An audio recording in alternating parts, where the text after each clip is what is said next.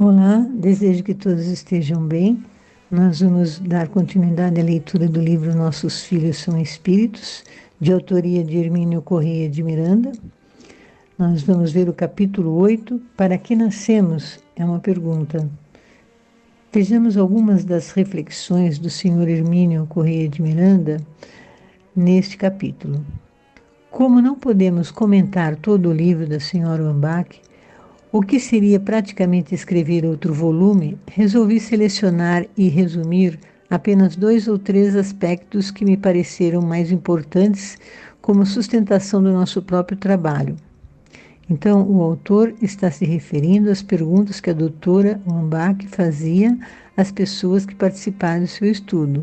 Os participantes da pesquisa respondiam sobre sua vida anterior à encarnação atual e também o período de gestação.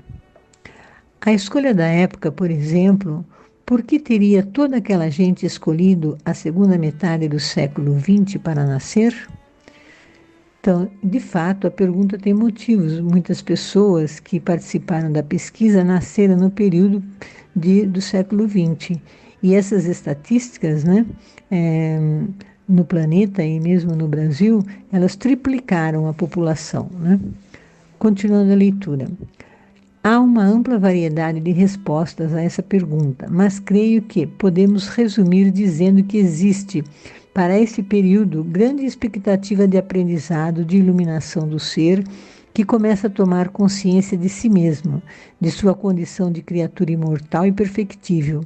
Do conjunto consultado, 51% declararam ter decidido nascer nessa época por causa do seu grande potencial para a maturação espiritual das pessoas.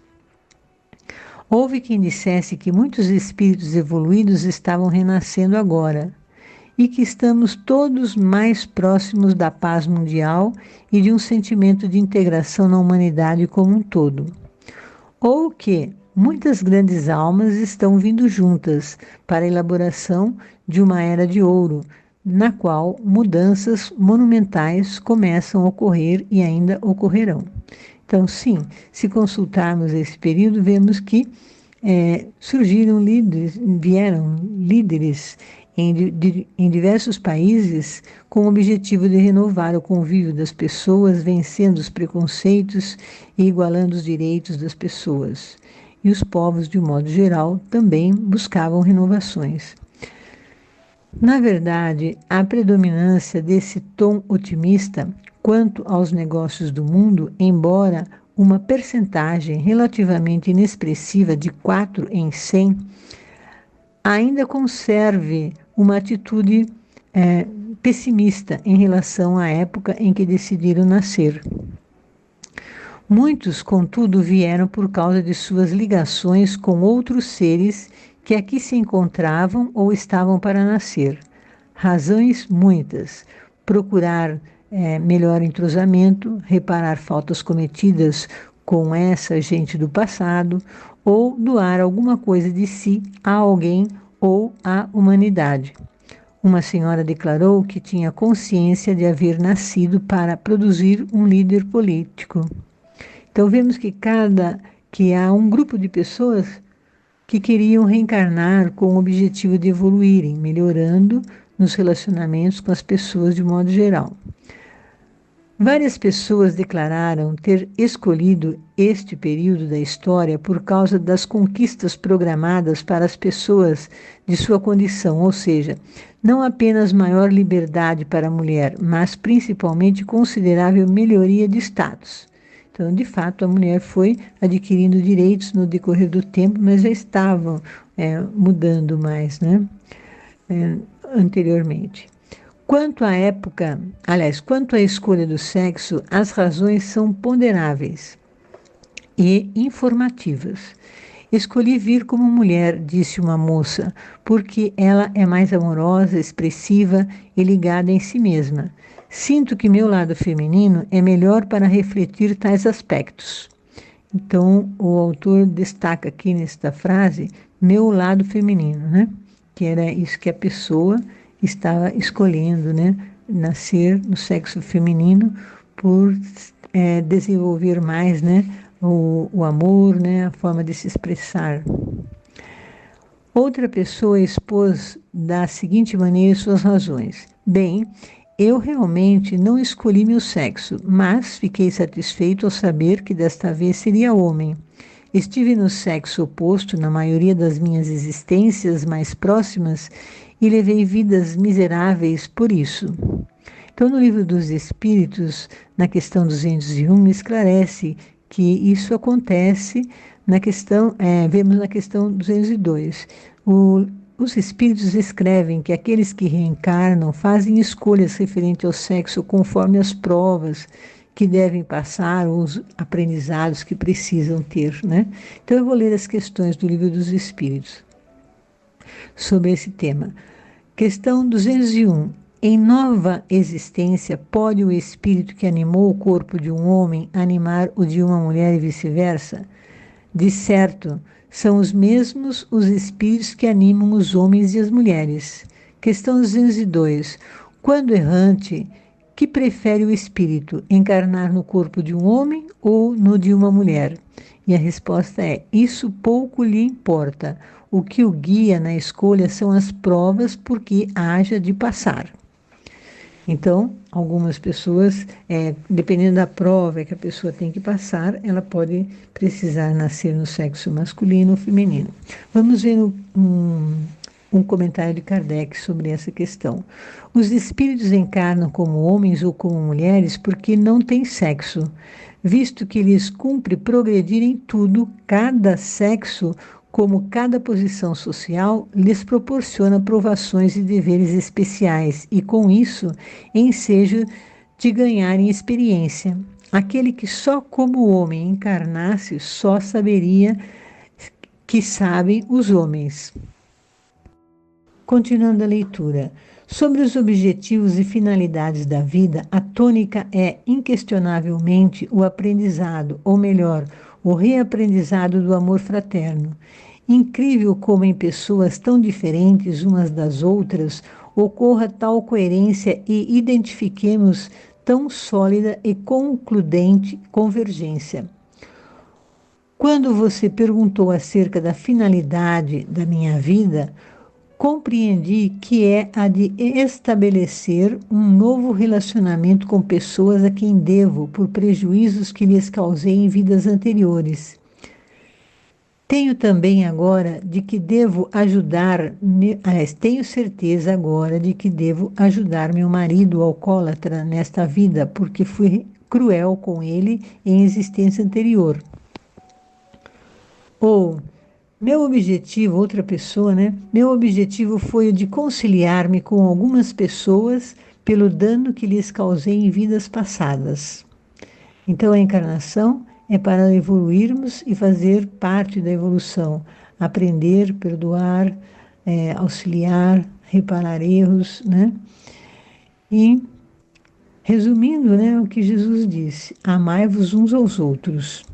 E o número de encarnações para esse aperfeiçoamento depende de cada um. Sobre tais situações, comenta a doutora Ambach. 18% de meus pacientes disseram ter vindo para esta vida para aprender a doar o amor. O objetivo não foi o de estarem junto de pessoas específicas, mas aprender a amar. E o escritor salienta aprender a amar. Essas pessoas, comentando então, né, essas pessoas reconhecem que precisam amar e saber amar. E amar inclui saber perdoar, auxiliar, respeitar o outro, a si mesmo. Às vezes desenvolvemos uma qualidade moral e falhamos em outras, daí a importância das encarnações. Os Espíritos nos ensinam que fora da caridade não há salvação. A próxima leitura. Tenho de aprender a não me agarrar possessivamente aos outros, disse alguém. Então, também, né? Amar, será que é dominar? Provavelmente não, né? Porque prejudica a liberdade do outro, os direitos, né? Continuando a leitura. Há quem tenha vindo para livrar-se do materialismo e combater o negativismo. bem como combinar emoções masculinas e femininas para desenvolver o controle sobre elas, o amor e a força do caráter. Imagine o leitor se uma dessas pessoas, aqui é um comentário do escritor, imagine o leitor se uma dessas pessoas nascidas sob a pressão de impulsos mais ou menos desencontrados, exatamente para aprender a dominar paixões em tumulto, encontra um mau conselheiro que o estimula precisamente a assumir seu latente homossexualismo, por exemplo. Então, para comentar esse trecho, eu vou fazer a leitura de um livro que é direcionado aos jovens, mas é útil a todos nós. É no livro SOS, psicografado por Divaldo Pereira Franco. O problema é de ordem íntima. Não temos o direito de invadir a privacidade de ninguém, a pretexto de querer ajudar os outros. Há uma preocupação em nós de querermos salvar os outros antes de nos salvarmos a nós mesmos. Devemos sempre ensinar corretamente o que a doutrina nos recomenda. Se alguém vier pedir-nos ajuda, estendamo-la sem puritanismo, sem atitudes ortodoxas, porque o problema posto em pauta é de muita profundidade para uma análise de natureza superficial. Se notamos que um dos nossos condiscípulos está numa fase de transição, e a adolescência, além de ser um período de formação da personalidade, é também de bipolaridade sexual. Procuremos estimulá-lo para que canalize corretamente as suas emoções para a ação do bem, mas também sem castrar-lhe as manifestações do sentimento. Façamo-lo de uma forma edificante e, quando as circunstâncias nos permitirem, falemos que as divinas leis estabeleceram nas duas polaridades, a masculina e a feminina, o equilíbrio para a perpetuação da espécie. O sexo foi feito para a vida, não a vida para o sexo. Daí, o indivíduo que sinta qualquer distúrbio na área do comportamento sexual, considere que se encontra em um educandário da vida para corrigir desequilíbrio que devem ser conduzidos para as disciplinas de uma vida feliz, deixando que cada qual faça a sua opção, sem o puritanismo que tudo condena, sem o modernismo que tudo alberga, porque cada um vai responder pelo uso que faz da existência conforme as suas resistências. É muito fácil propor a alguém que suba a montanha sem saber até onde vão as suas forças. Em doutrina espírita, ninguém vive as experiências alheias como em nenhuma outra. Então, vamos dar continuidade ao texto. O momento da ligação do espírito com o feto, ou seja, com o corpo em formação, é variável segundo as pesquisas da Dr. Umbach. Há quem diga ligar-se no momento da concepção. Há os que somente ao nascer sentiram-se de fato como que imantados ao corpo da criança. Mesmo assim, ainda com certa autonomia para deslocamentos fora do corpo físico, as estatísticas da doutora revelam que nos 750 casos pesquisados até a época em que escreveu o livro, publicado em março de 1979, 89% disseram que somente se tornaram parte do feto ou se envolveram com ele após 6 meses de gestação. Não ponho em dúvida esses dados, mas ainda entendo que resultam de importante consideração que talvez não tenha sido possível apurar com maior precisão, ou seja, a de que isso é o que a pessoa se lembra e que pode não ter sido o que realmente aconteceu. Desde as primeiras semanas e, como regra geral, cada feto há um espírito indicado ou, pelo menos, já em preparo para renascer. O Dr. Jorge Andréa chega a admitir que o espírito possa estar presente e influir na seleção do espermatozoide, que vai disparar o mecanismo da fecundação e consequente de gestação. Naturalmente que para isso é necessário que o espírito tenha condições evolutivas e de conhecimento bastante satisfatórios, pois há renascimentos regidos por leis emergenciais, em cujo processo pouco participa conscientemente o espírito reencarnante.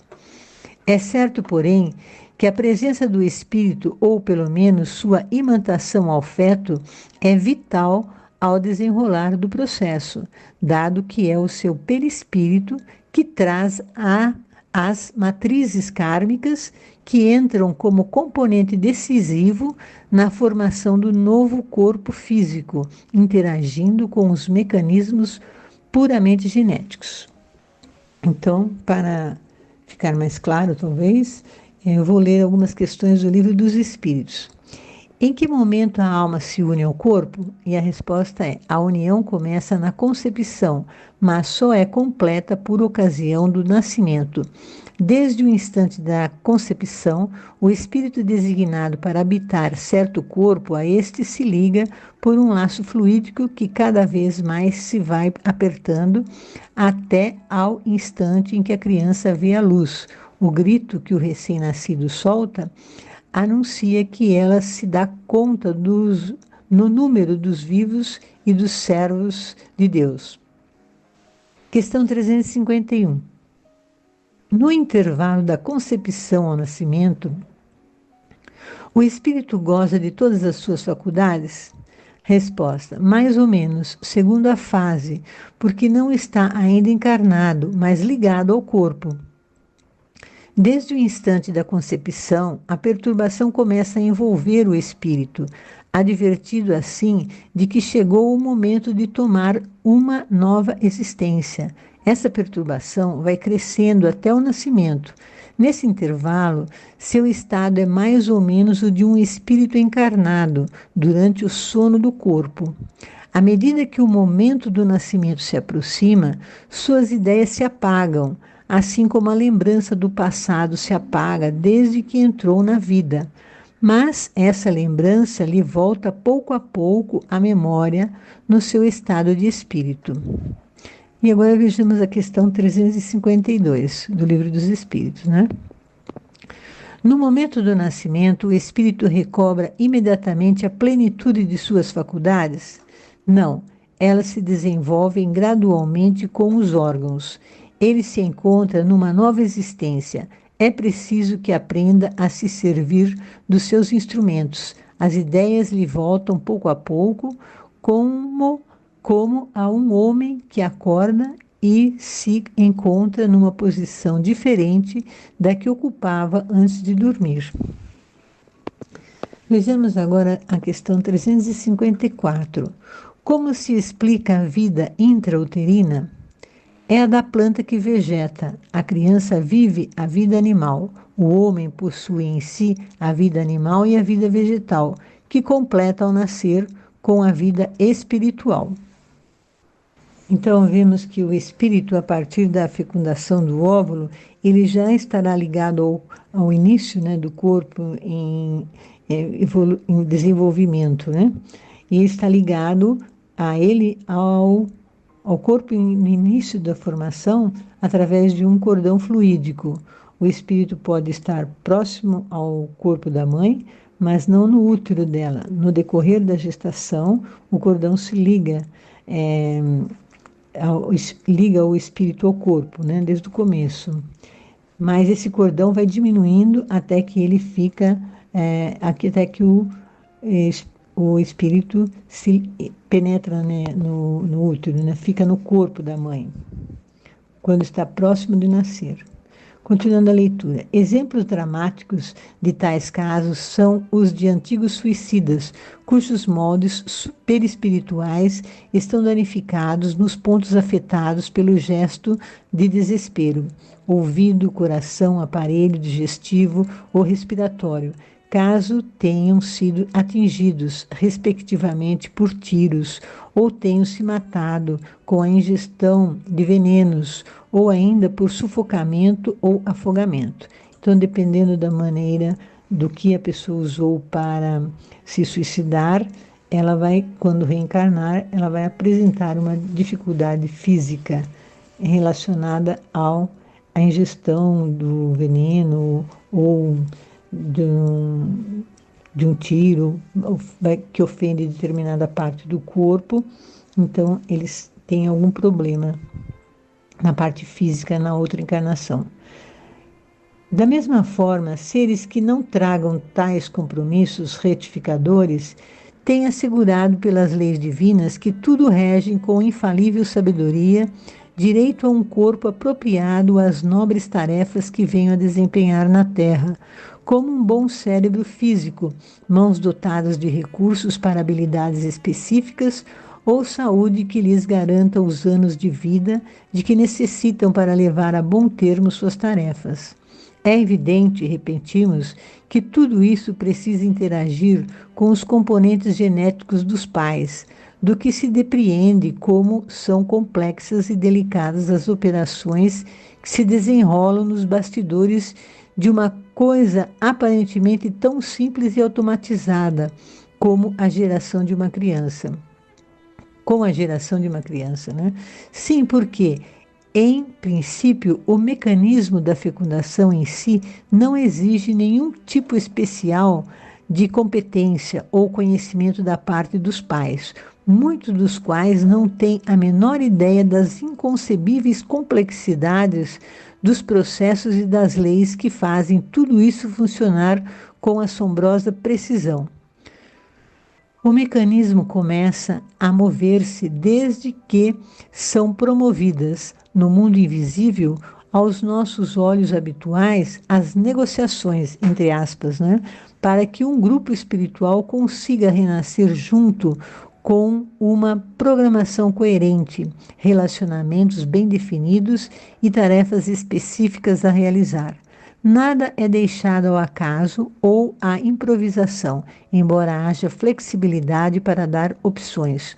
O que complica esse quadro é que muitos aqui chegados deixam de cumprir a parte que lhes toca num acordo, e então tudo se embaralha e degenera em novos atritos e, por conseguinte, em nova safra de sofrimentos futuros. Tais acontecimentos prévios e planejamentos são de um realismo impressionante.